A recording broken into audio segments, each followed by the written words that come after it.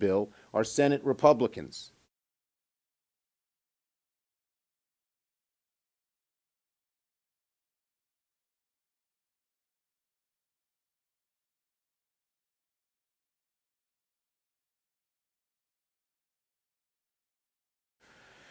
And we all know how the bill delivers. $1,400 in additional direct payments to struggling Americans. That's the $2,000 check that we promised, the $600 from before and the $1,400 now.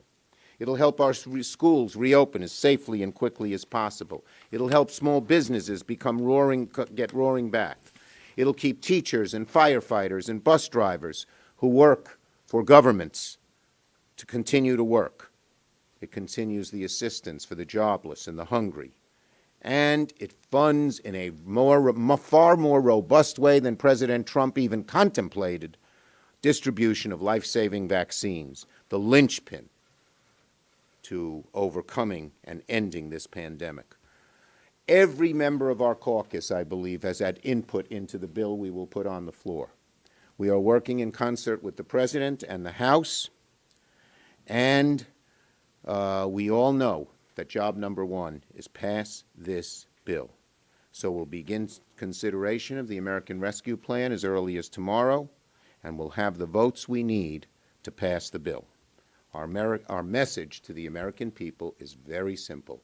Help is on the way. And now, Senator Durbin, in his green tie. Thanks, Senator Schumer. Now that the House has done their part, we have to do ours, and we start this week. We're beginning the reconciliation ordeal, and many of you have witnessed it. It is, as Senator Schumer said, it means many long nights and many amendments that frankly don't go to the heart of the issue, but are attempts to divert us into some other political question. I think our caucus is focused as it should be. We know the American people are counting on us. We don't have a day to lose. We need to put that money into buying vaccines and distributing them as quickly as possible. There should be no questions asked about that. We've got to keep our word to the American people about the second half of that $2,000 payment. We've got to make sure that those who are unemployed don't find March 14th to be a disaster day, but a day of continuity so their families can continue to be fed. This is Joe Biden's initiation. It's his centerpiece of his administration. It's his demonstration to the American people that he heard them loud and clear as he was campaigning across America. We are going to come together, face the reality of this pandemic, and put it behind us. And I think Joe Biden is going to persevere and, with our help, succeed in charting a new day for America. Senator Murray. Thank you. The American Rescue Plan deals with the kinds of problems that I have heard nonstop from people in my home state of Washington from the start of this crisis, like, how am I going to pay my bills and keep a roof over my head? How am I supposed to go to work if I don't have childcare or my kids aren't safely in school? Why can't I get a test? When can I get a vaccine? So it's no surprise to me there is such strong support nationwide for the policies we are about to send to President Biden's desk. Families need direct relief. We are going to send it.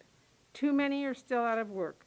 We're going to prevent expanded unemployment benefits from expiring on March 14th. We'll get help to get vaccines in arms faster, hire and train more public health workers, and ramp up testing capacity.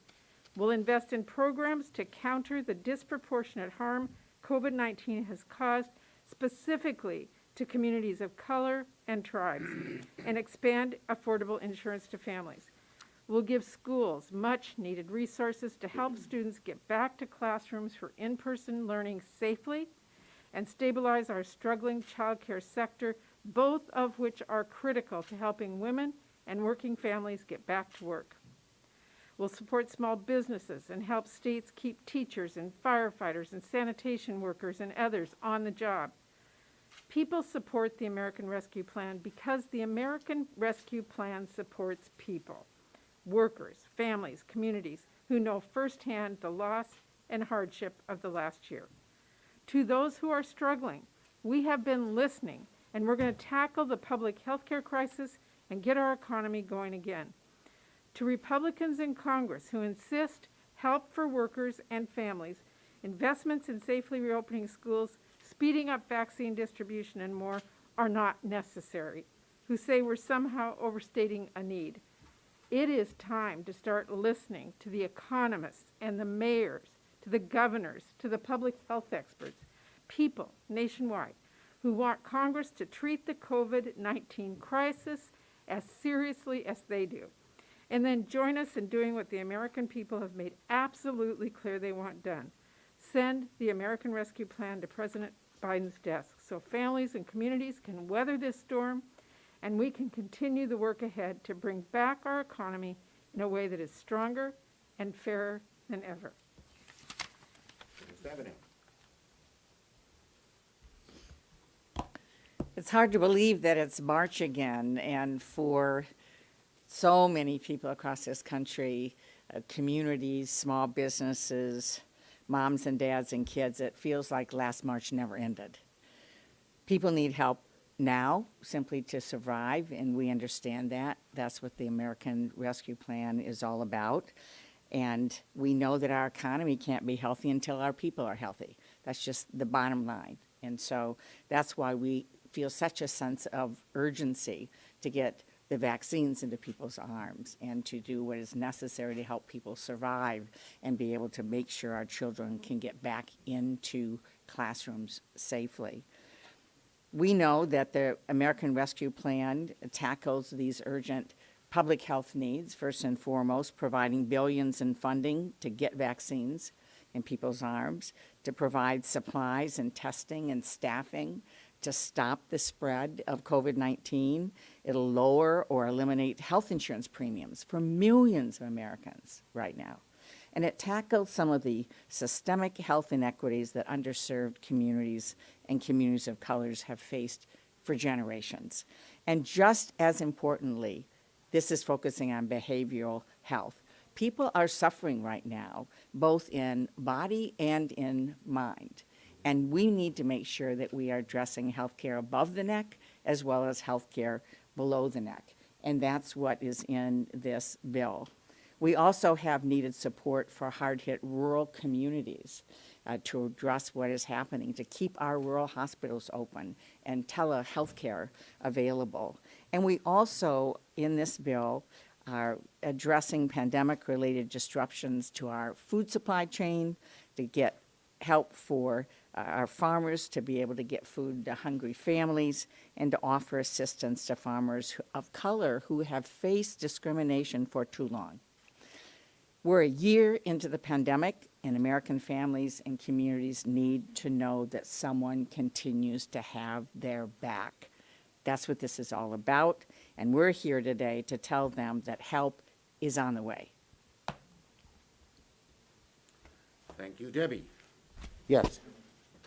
Leader Schumer, you have said that the Senate is not going to be a legislative graveyard for House bills like it was last Congress. Can you talk about the House starting to send a ton of bills over the Quality Act, HR 1 this week, the policing bill, and a ton of bills coming up after that? What your strategy and timing is on these Yes, bills? first, look, let me say this. I believe my caucus believes, excuse me, I'm supposed to keep the mask on when I talk to you all. I believe, and I believe my caucus believes, that we need big, bold action. And we're going to figure out the best way to get big, bold action on a whole lot of fronts. We're not going to be, very simply, McConnell refused to put bills on the floor. I'm putting bills on the floor. People are going to be forced to vote on them, yes or no, on a whole lot of very important and serious issues. Yes? Are you open to lowering the $400 per week of cancer component benefit and health tax bill to $300 to get the support of that? Look, I supported the $600. I think that put a lot of money into the economy, and it was very good. I know that this was brought up when the group yesterday met with Joe Biden, and they're discussing it. Yes.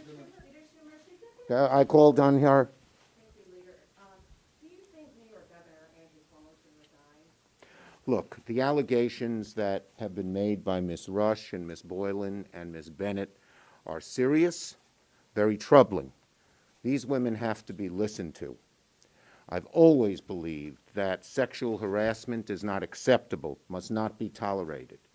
Now there's a investigation in the hands of a very, very capable person, the Attorney General of New York State. I supported it and called for it, and now she's doing it. I know the Attorney General will conduct a thorough investigation that will be totally, totally independent without any interference, outside interference, political or otherwise. You're next. In 2017, when Senator Al Franken allegations were made against him, you personally called for him to resign, and those necessarily weren't fully investigated before you called for the resignation. So what's the difference here? Is there a double standard? Look, the bottom line is, just let me say, on this issue, I have a great deal of faith in the Attorney General's investigation.